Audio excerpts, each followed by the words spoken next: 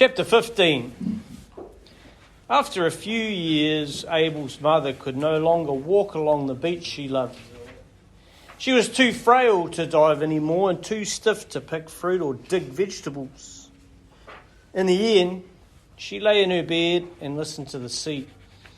On fine days, Abel carried her to the veranda so she could watch the tide and see the life of the ocean. Her hair was as white as the sand on the shore, and little Dora liked to feel it silky between her fingers. Old Dora Jackson slept a lot, but when she woke, she told stories.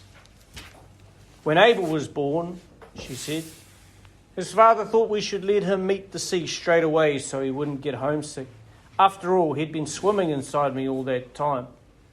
He was always a swimmer, so we took him down while the water was warm. We knelt in the shallows and lowered him gently into the sea. For a moment, he went as stiff as coral. Then he kicked like a fish about to be set free. He wanted to swim off right there, and then he cried when I took him back to the house. He was always like that, just like his father. Couldn't get him out of the water. The day before Dora Jackson died, Abel carried her gingerly down from the veranda and took her to the shore. Her nightie flapped and her hair became a tumbleweed in the breeze. He walked out a little way as whiting darted past his feet.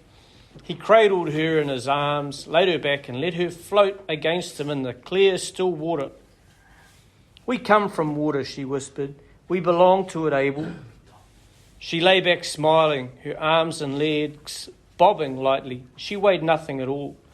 A long blue shadow swerved into the shallows and swam around them once, stirring up the sand like confetti against them. The next afternoon she died in her sleep, and Abel made a new cross for the little graveyard behind the orchard.